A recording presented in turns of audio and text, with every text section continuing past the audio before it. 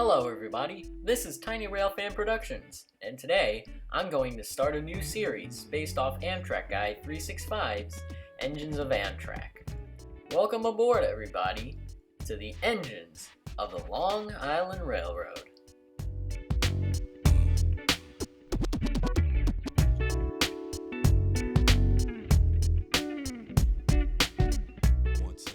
Although the Long Island Railroad is the oldest commuter railroad in the United States, I'll start my series at the beginning of the Pennsy era, as locomotives before then were so generic and not much is known about the Long Island Railroad's early locomotive history.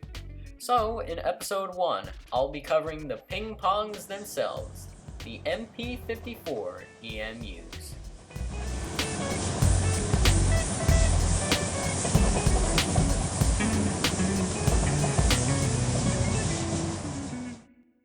New York Penn Station.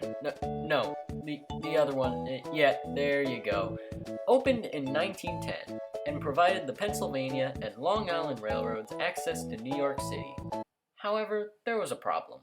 The city had a law that banned all steam locomotives from entering the city, and wooden cars like the ones used by the New York City subway tended to burn in tunnels, creating major safety hazards. The answer was to build all steel cars, so the Pennsylvania and the American Car and Foundry, or better known as ACF, produced the first MP54 in 1908. The Long Island Railroad had two known variants of the MP54. The MP stood for Motored Passenger Car, and the 54 represents the 54 feet of passenger space. There were also MP54Bs with an added baggage compartment. In addition, the LIRR also had P54 trailers, which were put on just about every Long Island Railroad commuter train in the 40s, 50s, and 60s. All Long Island MP54s were built between 1915 and 1927. They were 64 feet, 5 3/4 inches long, and were fed with 650 volts DC via a third rail. They had a top speed of 65 miles an hour, but were limited only to 60 miles an hour due to sparks generated by the third rail. The MP54s and P54s had a seating capacity of 72 people, while the MPBs could only seat 52. All units were equipped with an air whistle. Although no real MP54 whistle sounds survive on the internet today, they did sound similar to early New York City subway cars. Here are a few samples.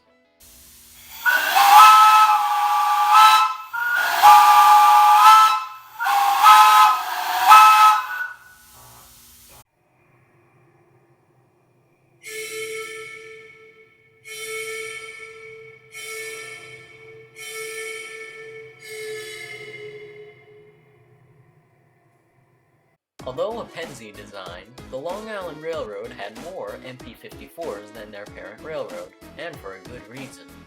6 to 8 car trains usually scurried from Jamaica to Penn Station, connecting with steam and diesel services to other parts of the island.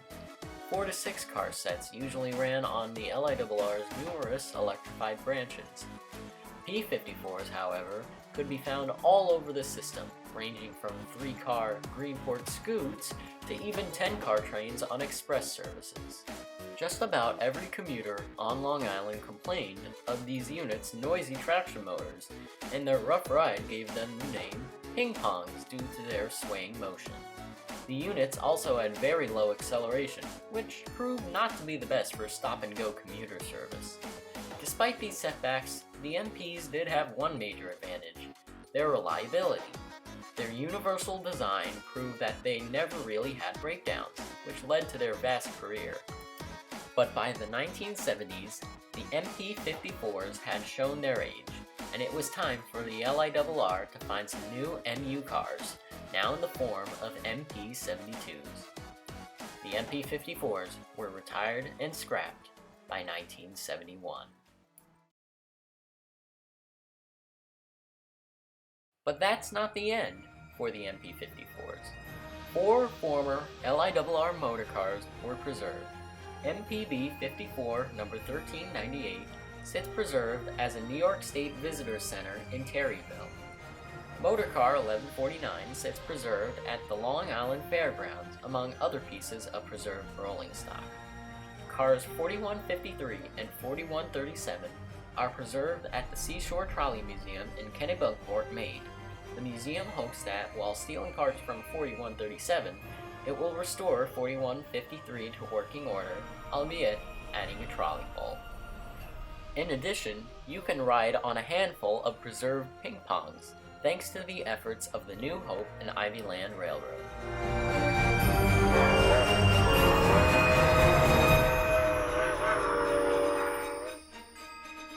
Although they were noisy and slow, the MP54s diligently handled thousands of commuter trains to and from the Big Apple.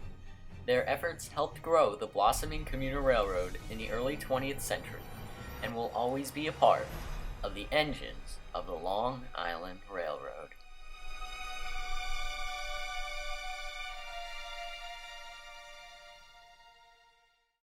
Thanks for watching, everybody. If you'd like to see more Engines of Long Island and other new videos, be sure to like and subscribe to Tiny Rail Fan Productions. Also, special thanks to all the following people for letting me use their videos and photos to make this video possible. Stay tuned for episode 2, where I will talk about the face of the Long Island Railroad, the G5S steam locomotive.